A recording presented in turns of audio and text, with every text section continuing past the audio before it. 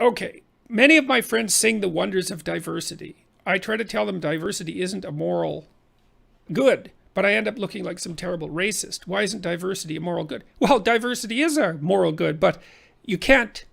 Diversity by race doesn't produce diversity. That's called racism, that idea. Or diversity of gender doesn't produce diversity unless that's how you define diversity. Look, let's say that you get diversity partly as a consequence of personality, which is a good way of looking at it. There is more diversity within groups of people than between. So like men and women differ to some degree in their personalities, but there's far more difference between men within the male group and women within the male group than there is between the average or typical male and female. So it's a stupid way. Let's assume that what you want, the organization is pursuing a complex goal, and you want a variety of skills that would be suited to that goal. Then you want there to be enough diversity of ability within the group so that the goal can be achieved in a efficient and inexpensive manner, right? Because what do you want? Inefficient and expensive? Obviously not.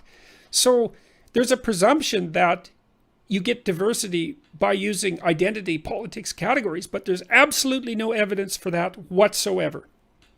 So that's why diversity defined by race or ethnicity or gender is not only not a moral good, it's actually a moral evil, because it dispenses with the whole idea of the individual. It dispenses with the idea of competence. It just replaces it with the assumption that if you randomly select from the population, because that's how you would get real equity, you randomly select from the population, that gives you the best qualified group of people. Well, you wouldn't do that to select a plumber. It's the stupidest possible way of selecting for anything randomly.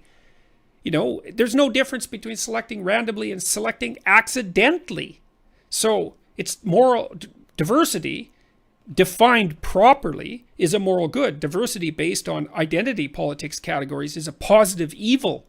You know, Trudeau, our prime minister, is a great example of that. So back, I think it was in 2015, he announced that half of his cabinet was going to be women because it was 2015 or some like muddle-headed virtue signaling excuse for not thinking. I think only 20% or 25% of the elected MPs were female. So the proper balance on average would have been 25% female, 75% male.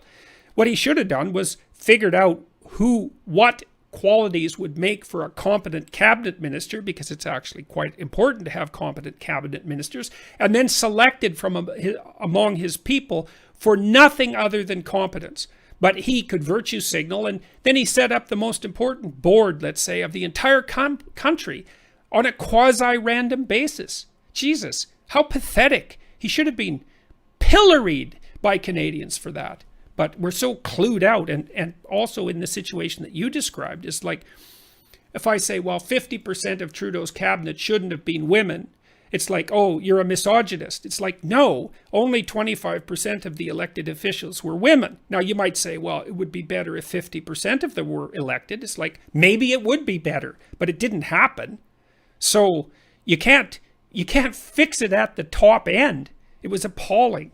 So it's a hard argument to make, you know, because you need to know that there's more difference within groups than between them in order to be able to come up with a credible argument, you know. And then, so, yeah.